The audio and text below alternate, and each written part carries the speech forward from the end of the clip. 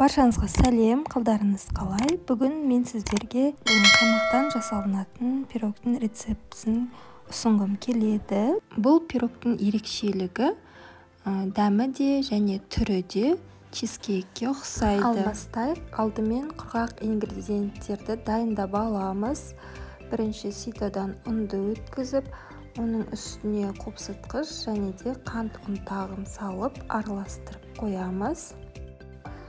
Енді осының үстіне тоңазытқыштан сары майды алып, теркадан өткіземіз.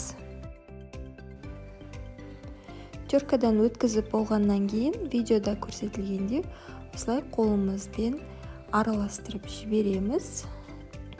Және де бір жұмыртқаны салып, араластырып, жұмсақ, қолға жабыспайтын қамыр дайындаймыз. Енді салмасын дайындаймыз. Салмасы дайын болғанша қамырымызды холодильникке қоя тұрамыз. Салмасы үшін бізге 2 ыдыс керек болады. Жұмыртқаның ағы және сарысын бөлек араластыратын боламыз. Жұмыртқаның ағын бір ыдысқа және де сарысын бөлек бір ыдысқа салып дайындап аламыз. Сарысына крахмал және де қаймақты саламыз, араластырып қоямыз. Ал жұмыртқаның ағына қантты саламыз және де әппақ масса болғанша жақсылап миксерлеп аламыз. Біздің қантымыз еру керек.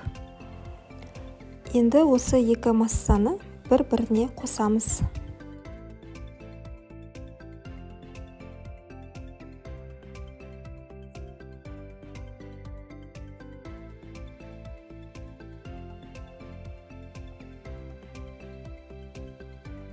Ендігі кезекте қамырды формаға жайғастырамыз. Форманың диаметрі менде 23 см.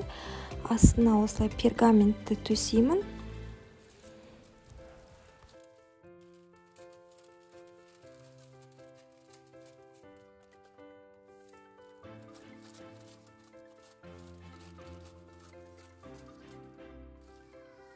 Бұл қамырмен жұмыс істеу өте ыңғайлы, өте жұмсақ болғандықтан осылай қолымызбен итеріп, жайғастырып шығамыз.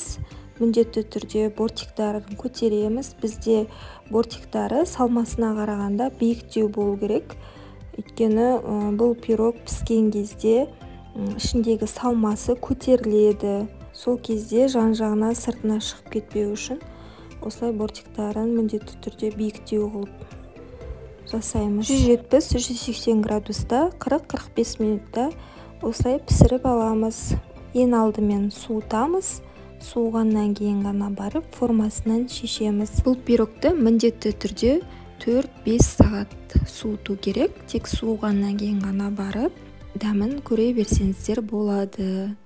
Өте дәмді, өте сондай нәзік чизкейк сияқты пирог міндетті түрде жасап көріңіздер. Егер де сұрақтарыңыз болса, комментарийге жазсаңыздар болады. Мен міндетті түрде сіздерге жауап беремін. Мені қолдап, менің каналыма тіркеліп, лайк басып, комментарий жазуды ұмытпаңыздар.